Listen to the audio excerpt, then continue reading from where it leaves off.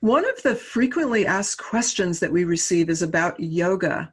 People who are newly converted to Christianity or who are back into Christianity want to make sure that everything they're doing is according to God's will and biblical. And that's exactly what we do want to make sure of. So I practiced it myself for over 20 years, and I didn't even know this, but the word yoga means union. And it's not just any kind of union, it's union with the infinite Brahman, the Hindu concept of God. It's union of yourself with this Hindu God. This God is not a literal being, but it's an impersonal spiritual substance that is one with nature and the universe. This view is called pantheism, and it's the belief that God is in everything and that reality consists only of the universe and nature. Because everything is God, according to this view, the yoga philosophy makes no distinction between us, humans, and God. But the point is that yoga makes you more sensitive and intuitive. And the question is, who's controlling your intuition? Is it from God or is it from the devil? One of the reasons after I converted that I stopped going to yoga studios was because of the many deity statues and images and symbology in the yoga studios. It's very, not only pantheistic, but polytheistic. Polytheistic means many gods and goddesses. And again, I've repented for this, and I apologize that I did teach this deception that I was deceived from. Oh, was I wrong? Or was I deceived?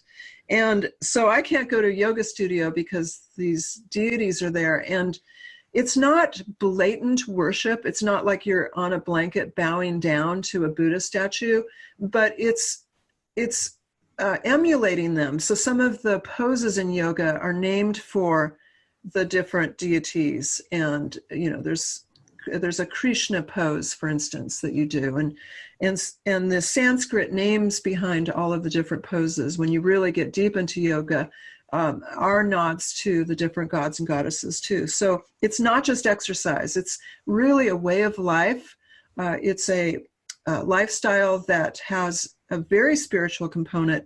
But again, you have to ask, what spirit is it spiritually?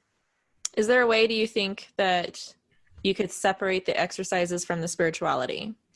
Well, that's what the Holy Yoga movement is trying to do. The Holy Yoga movement is purported to be Christian yoga. So let me read you what GotQuestions.org says about Holy Yoga. They said, Holy Yoga or Christian yoga is a movement that combines yoga with Christian practice. The origins of yoga are undoubtedly pagan.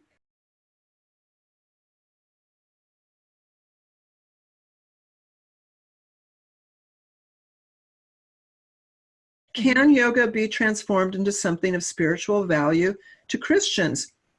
It says yoga's focus on the self is inherently unbiblical, and it is very self-conscious. You know, it's all about noticing everything about yourself.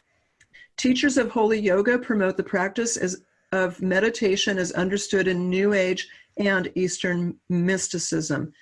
So they use yogic methods such as visualization, controlled breathing, and chanting. So what do they say? Bottom line, yoga with its roots in Hinduism is a spiritually dangerous practice. Simply changing the intent of the practice does not negate its inherent theological problems. Holy yoga's reliance on pagan notions of human's nature, its linking of physicality with spirituality, and its support of contemplative prayer are all reasons to avoid this practice. So we can't Christianize it.